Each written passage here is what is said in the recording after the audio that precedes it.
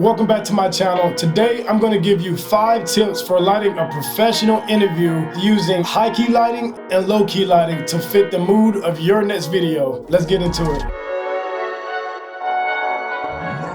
Okay, so really quick, before we get going into the 5 tips that I have for you guys, I want to briefly explain the difference between high key lighting and low key lighting. High key lighting is when your field side of your subject, or the dark shadowy side of your subject, is not that much darker than the bright side or key side of your subject. High key lighting is often used in commercials for food and beauty products, where the scenes are usually brightly lit in like an upbeat mood and positive message. Low key lighting is often used for more serious, dramatic, or narrative videos and is moody with dark tones. You're less likely to see low key lighting in marketing or promotional material, but it's preferably my favorite way of lighting my subjects. Okay, with all that being said, on to the tips. All right, step number 1, find a window that you can motivate light from. Finding a window from when you arrive on location will 1, motivate your light, and 2, tell you where you're gonna place your key light. You can also use practical light sources if your location doesn't have windows. Notice how in this image, I placed a house lamp to camera left, but still open up the back door for depth. I also added a burning candle and a daylight balanced light to break up the darkness to give a little salt and pepper to the image. But that's a technique we'll talk about in another video. Step number 2, set your camera away from the window and ND down to your desired brightness. I like to use false color to gauge my brightness level in my image. If I'm shooting a high key commercial or a high key interview setup, I like for my background to be right around the green levels or the same level as the field side of my subject. And for a low key interview, I like for my background to be less than my subject's field side.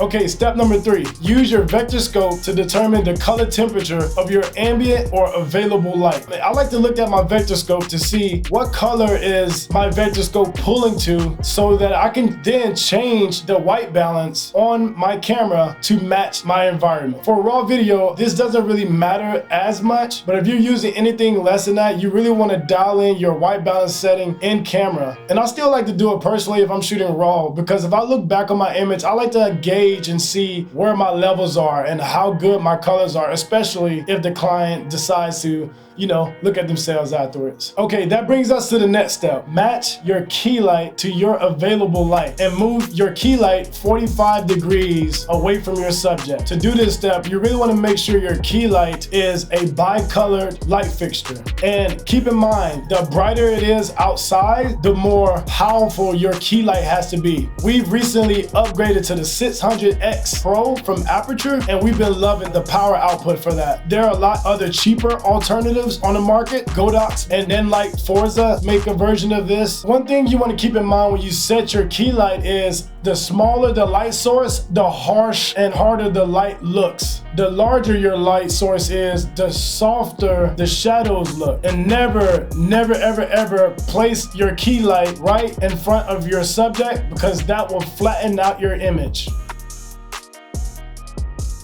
Okay, so here's a tip on where you set your level of your key light. White skin with pink and dark skin with green. Make sure nothing is purple in your false color. All right, so we're here at our final step, and that is to bring a neg or a bounce. Negative fill, is great for subtracting light from your subject, and bounce is perfect for filling in those shadows just a little bit to reach your contrast that you're going for. So if I'm shooting a low-key commercial, I'm using that black side away from my key light as close as I can to my subject. If I was shooting a high-key interview, I like to bring the white side as close to my subject as I can. And sometimes I like to put my bounce close to my key light so it can wrap light around my subject. We've just purchased this V-flat, and I used it on this shoot for the first time, and I'm already in love with it. I remember really early on in my career when I first started out, and I've seen like a lot of people using these things. I've always wondered why they're using these expensive poster boards for neg and bounce. I never got that until I purchased them myself. When it stretches out, I think it turns to a 6x6, which is the perfect size. In fact, all of the negative fills that I have in our product that we use are 4x4. So this is an even larger neg and bounce and faster setup time. Literally, they stand up on top of each other and they are lightweight, so they're easy to pack in your car and travel with. I'll link them down below as well so you guys can go off and check them out. But I was a one-man band today, so having a V-flat was such a quick and fast process. I mean, I didn't have to build any frames. I didn't have to use stands to clamp it, or it literally just made those last little tweaks so much easier. I highly recommend getting this if you haven't made the jump already. All right, guys, I know I said it was gonna be 5 tips, but I wanted to leave you guys with a bonus tip